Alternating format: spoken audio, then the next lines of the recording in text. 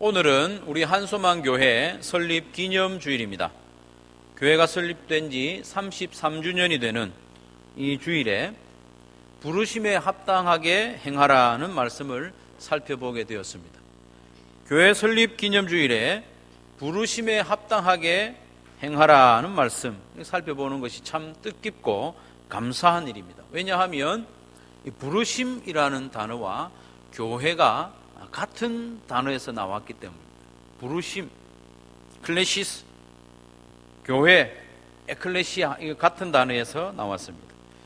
교회 설립 기념주일에 우리를 교회로 부르심에 합당하게 행하는 것이 무엇인지 우리가 듣고 거기에 순종하는 것만큼 이 기념주일을 온전히 기념하는 것은 없을 것입니다. 그래서 오늘 주시는 말씀, 교회로 부르심에 합당하게 행하라, 그것이 무엇인지 잘 듣고 순종하는 저와 여러분 되시기를 바랍니다.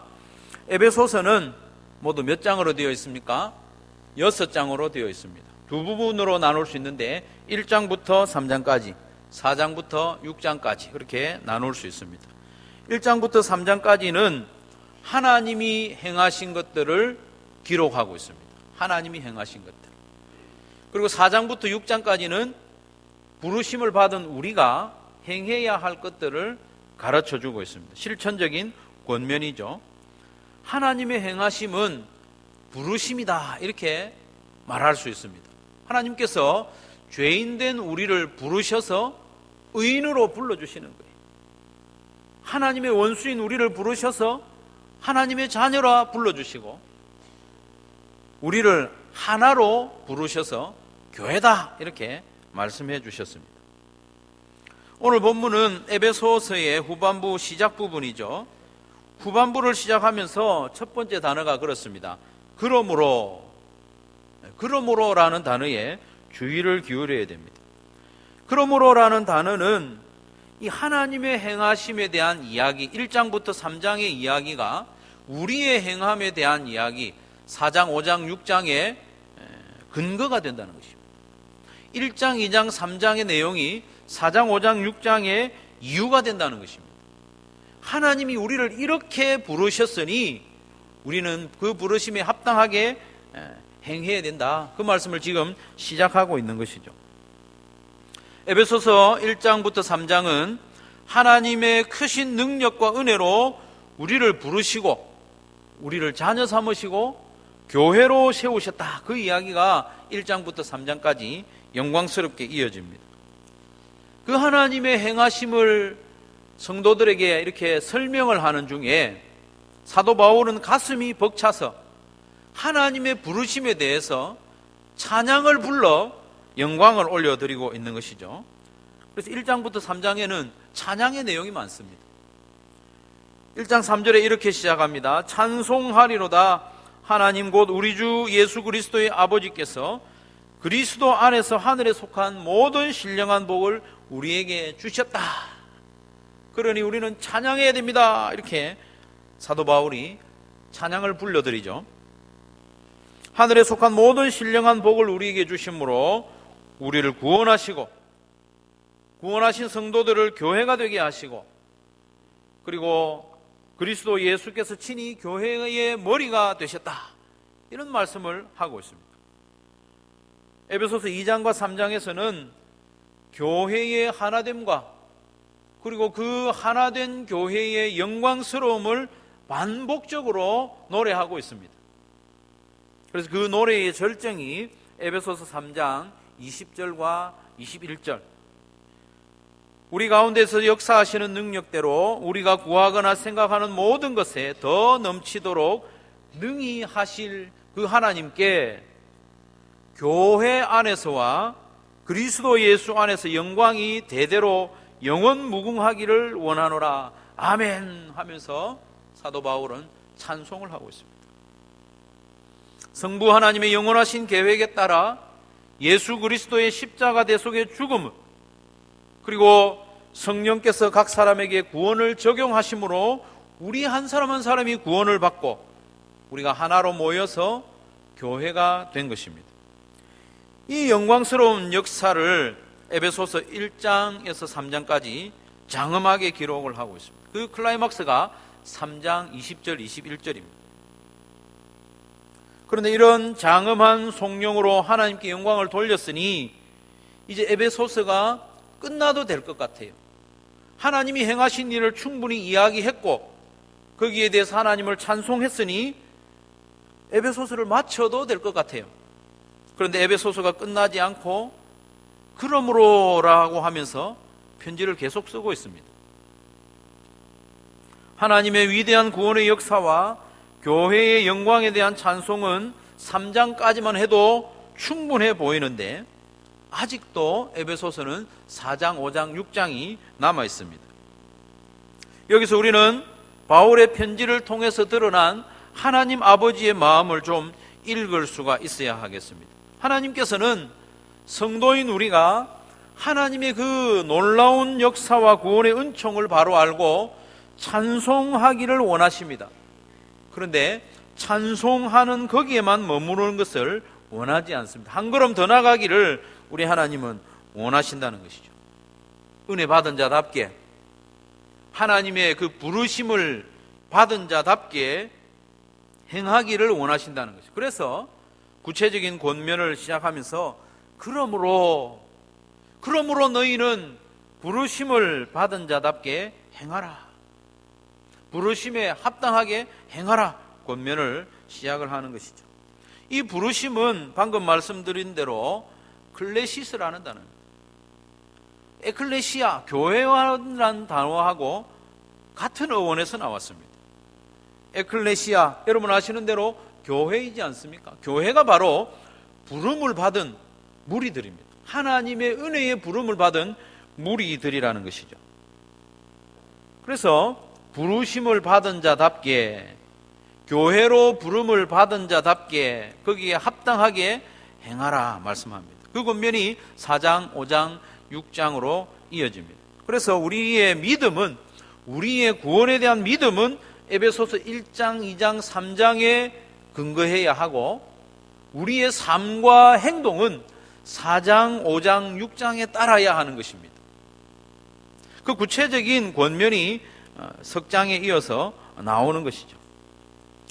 그런데 저를 비롯한 많은 성도들이 에베소서 이 3장까지만 좋아합니다.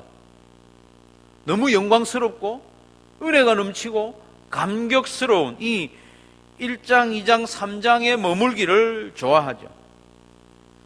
저는 에베소서 3장까지 이어지는 이 하나님의 부르심에 관한 말씀을 읽고 묵상하고 설교하면서 저 자신이 먼저 많은 은혜와 감동을 받았습니다.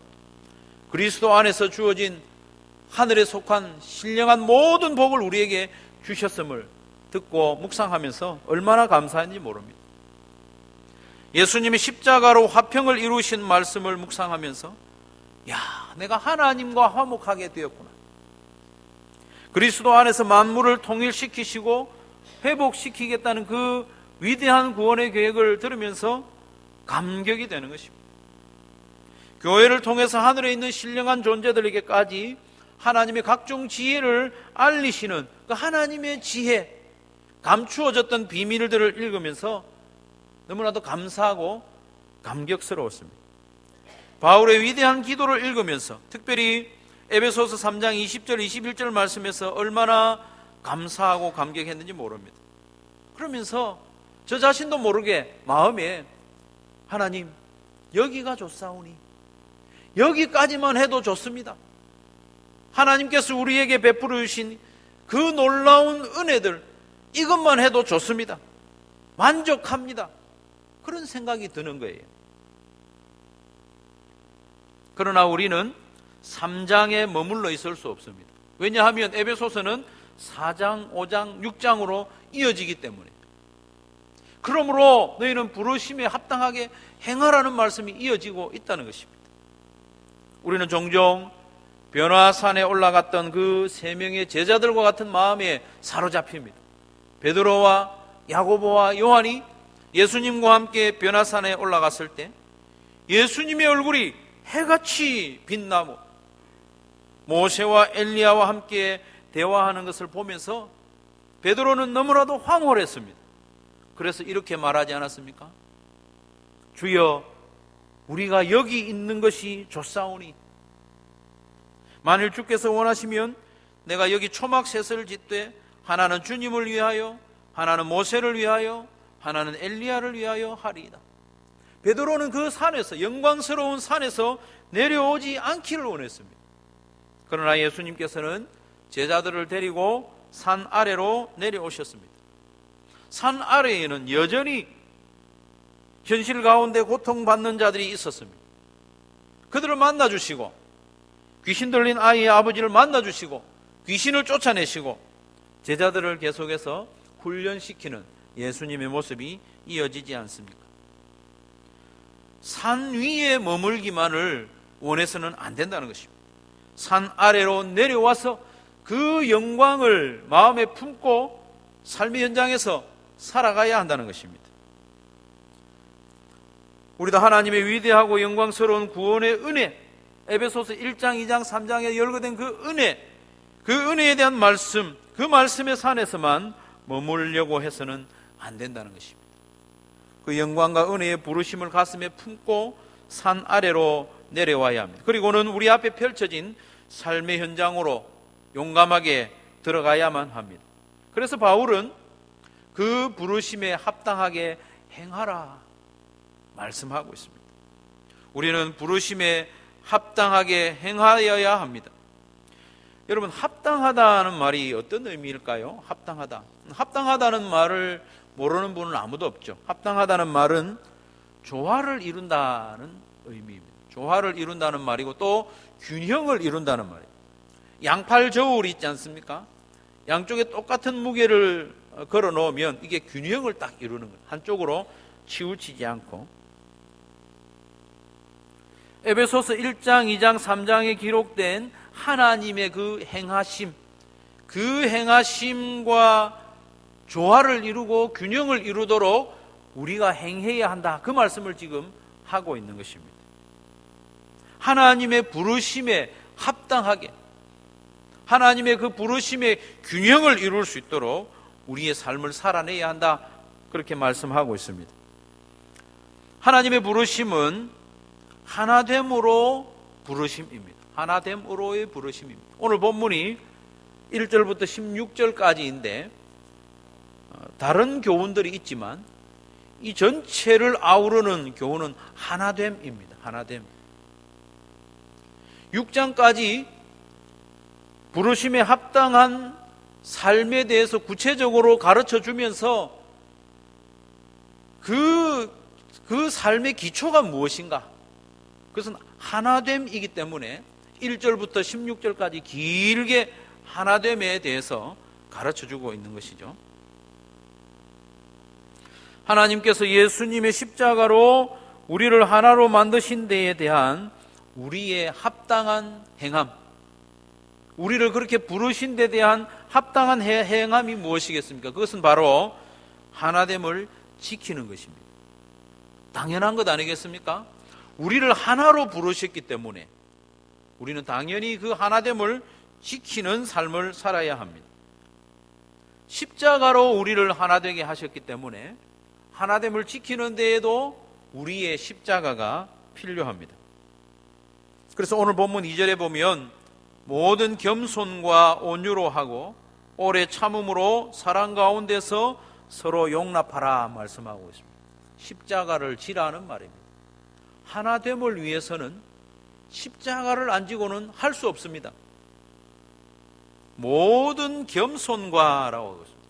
겸손, 자기를 낮추고 다른 사람의 가치를 인정해 주는 것입니다.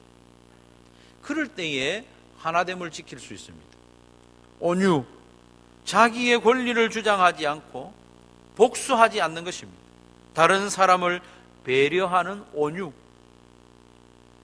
오래 참음은 그야말로 다른 사람의 그 거북한 모습, 거룩한 모습이 아니라 거북한 언행, 부당함에 대해서 내가 오래도록 참아내고 견디는 것을 말합니다. 하나됨을 지키기 위해서. 용납이라는 것도 마찬가지입니다. 용납이라는 말의 뜻이 견딘다는 뜻이거든요. 여러분, 용납하다라는 이 말을 우리가 들었을 때 어떤 내게 유익이 되는 느낌이 듭니까? 아니면 내게 손해가 되는 느낌이 듭니까? 손해가 되는 느낌이에요. 그 견디는 뜻이거든요.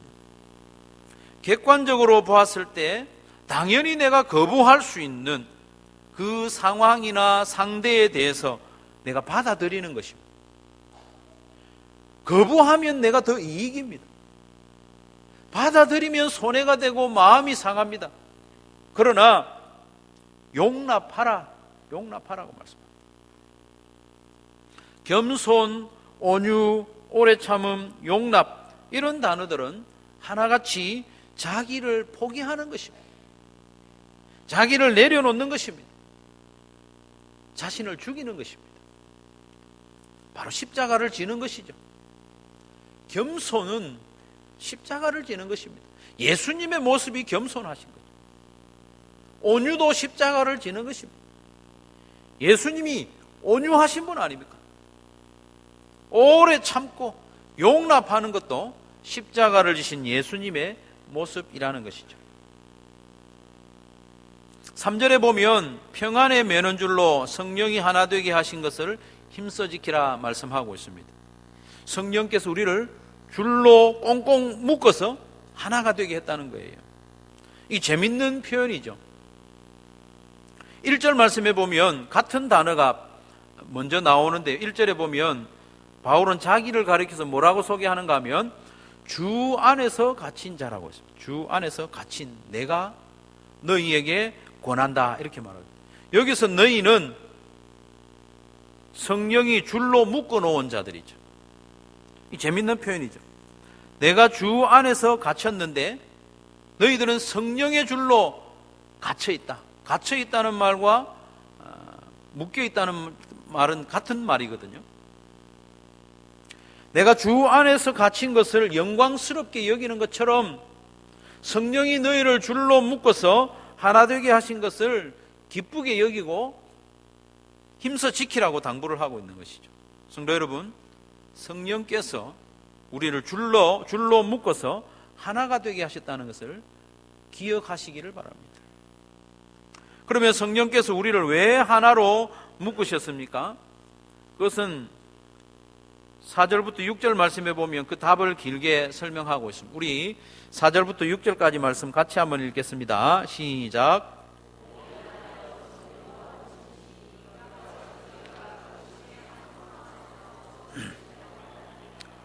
주도 한 분이시요 믿음도 하나요 세례도 하나요 하나님도 한 분이시니 곧 만유의 아버지시라. 만유 위에 계시고 만유를 통일하시고 만유 가운데 계시도다. 아멘. 여기서 하나고 한 분이고 이런 표현이 7번 반복됩니다. 7은 완전수거든요. 그만큼 이 하나됨에 대한 강조를 하고 있다는 뜻입니다. 이 말씀은 성령이 성도인 우리를 하나로 묶으신 이유가 되기도 하고 우리가 반드시 하나됨을 지켜야 하는 이유가 되기도 합니다.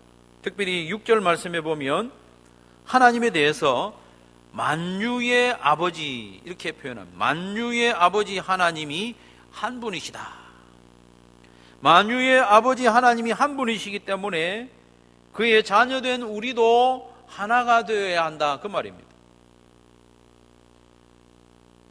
그 하나님이 우리 위에 계시고 우리를 통일하시고, 이 통일한다는 말은 관통한다는 말이거든요. 그리고 우리 안에 계시기 때문에 우리는 반드시 하나됨을 지켜야 한다. 한 하나님께서 우리 위에 계시고 우리를 또 관통하시고 우리 안에 계시기 때문에 우리는 반드시 하나됨을 지켜내야 한다 그 말입니다. 우리가 나누어져서는 안 되는 이유가 하나님을 나눌 수 없기 때문에 우리 안에 계시는 하나님이 한 분이신데 우리가 나누어지면 어떻게 됩니까? 하나님을 나눌 수 있습니까? 하나님을 나눌 수 없습니다. 그러니 우리는 반드시 우리의 하나됨을 지켜야 한다. 성경이 강조를 하고 있죠. 하나님께서 우리를 한 소망 안에서 부르셨기 때문에 우리는 그 하나됨을 힘써 지켜야만 합니다. 힘써 지킨다는 말은 모든 노력을 다한다 그 말입니다. 거듭 말씀드리지만은 힘써 지킨다는 말은 내가 할 수 있는 모든 일을 다해서라도 하나됨을 지켜야 한다는 것입니다. 성도 여러분, 우리는 교회의 하나됨을 위해서 모든 노력을 다 하고 있습니까? 한 번, 두 번 시도하다가 안 되면 금방 포기하지 않습니까? 혹시 우리의 노력 가운데 안 해본 노력은 없습니까? 이것도 해보고 저것도 해보았지만 또 다른 측면에서의 노력은 없습니까? 우리의 하나됨을 지키기 위한 다른 노력은 없는지, 우리가 시도해보지 않은 다른 노력은 없는지, 하나됨을 지키기 위해서 우리는 겸손해야 합니다. 모든 겸손을 다 발휘해야 합니다. 여러분, 내가 겸손해지기만 하면 하나됨을 지킬 수 있습니다. 내가 정해놓은 정도까지만 겸손하면 마침내 그 하나됨은 끝까지 지켜낼 수가 없습니다. 모든 겸손으로 행해야 하는 것이죠. 그리고 우리가 온유하면 하나됨을 지킬 수 있습니다. 온유하다는 말은 그냥 허허실실 부드러운 그 정도가 아니고 복수하지 않는다는 의미가 있습니다. 되갚아주지 않는다는 의미죠. 오래 참아야만 우리는 하나됨을 지킬 수 있습니다. 혹시 참다가 포기한 관계는 없습니까? 내가 생각할 때 참을 만큼 참았다. 사람으로서는 참을 만큼 참았다. 그래도 더 참으십시오. 더 오래 참으십시오. 왜요? 하나됨을 지켜내야 되기 때문에. 용납해야만 하나됨을 지킬 수 있습니다. 나한테 유익이 되고 기쁨이 되는 상대나 그런 상황이 아닐지라도 하나됨을 위해서는 용납해야 됩니다. 용납한다는 말이 견딘다는 말입니다. 성령의 줄로 우리를 꽁꽁 묶어 놓았는데 내 바로 옆에 묶여 있는 그 사람이 힘든 상대일 수 있습니다. 그래도 견뎌야 합니다. 한마디로 예수님처럼 십자가에 죽어야만 하나됨을 지킬 수 있습니다. 내가 살아서 내 성격, 내 자존심, 내 이름, 내 위치 그거 신경 쓰기 시작하면 결코 하나됨을 지킬 수가 없습니다. 나는 십자가에 죽어야 합니다. 내 안에 그리스도께서 사셔야 하나됨을 지킬 수가 있습니다. 두 번째로 우리는 함께 자라도록 부르심을 받았습니다. 7절부터 16절까지 말씀입니다. 여기도 사실은 하나됨이라는 교훈이 밑에 깔려 있습니다. 7절부터 11절 말씀에 보면 예수님께서 십자가에 죽으셨다가 부활하시고 승천하시면서 이 땅의 교회에 은사와 직분자를 주신 내용을 말씀하고 있습니다. 시편 68편의 내용에 보면 전쟁에서 어떤 장군이 전쟁에서 이겼을 때 무엇인가를 전리품을 취하는 그런 내용을 기록하고 있지만 신약 성경에 넘어와서는 그것을 전쟁에서 이긴 분이 돌아왔을 때 그 백성들에게 전리품을 나누어 주는 그런 표현으로 조금 바꾸어서 우리에게 말씀하고 있습니다. 예수님이 승리하셨지 않습니까? 승리하신 예수님이 이 땅의 교회에게 은사를 주시고 또 직분자를 세워주셔서 선물로 주셨다는 것입니다. 사도로, 선지자로, 복음 전하는 자로, 목사와 교사로 주셨다고 했습니다. 은사와 직분을 주신 목적을 그 뒤에 설명을 하고 있습니다. 11절부터 16절까지 설명을 하는데 똑같은 내용을 두 번 조금 다른 표현으로 하고 있죠. 12절, 13절에 한 번 표현하고 14절부터 16절까지 한 번 더 표현을 합니다. 먼저 12절과 13절 말씀을 같이 한번 읽겠습니다. 시작. 이는 성도를 온전하게 하여 봉사의 일을 하게 하며 그리스도의 몸을 세우려 하심이라. 우리가 다 하나님의 아들을 믿는 것과 아는 일에 하나가 되어 온전한 사람을 이루어 그리스도의 장성한 분량이 충만한 데까지 이르리니. 은사와 직분자를 주신 것은 그리스도의 몸을 세우기 위해서, 교회를 세우기 위해서 주셨다는 것입니다. 우리에게 은사를 주신 것은 내 잘난 척 하라고, 내 이익을 챙기라고 주신 것이 아니고 그리스도의 몸, 교회를 세우도록 주셨다는 것입니다. 직분도 마찬가지입니다. 직분은 이름이 아닙니다. 직분은 교회를 세우도록 주신 기능인 것이죠. 그래서 결국 하나님의 아들 예수님을 믿는 것과 아는 일에 하나가 되어 온전한 사람이 되도록 함께 자라는 것, 그것이 바로 교회를 세우는 것입니다. 그 일을 위해서 은사와 직분자를 세워주셨다는 것입니다. 특히 16절 말씀에 보면 우리가 자랄 수 있는 것은 서로 연결되어 하나 될 때만 가능하다고 말씀합니다. 서로 하나가 되어 있지 않으면 자랄 수 없습니다. 포도나무에 가지가 붙어 있지 않으면 자랄 수 없고 열매를 맺을 수 없습니다. 뿐만 아니라 가지들끼리도 서로 연결이 되어 있어야 됩니다. 우리끼리도 서로 연결이 되고 결합되어 있어야 자랄 수 있습니다. 16절 말씀에 그에게서 온몸이 각 마디를 통하여 도움을 받음으로 연결되고 결합되어, 그는 머리이신 예수님이죠. 머리에 온몸이 각 마디를 통하여 도움을 받음으로 연결되고 결합되어 각 지체의 분량대로 역사한다고 했습니다.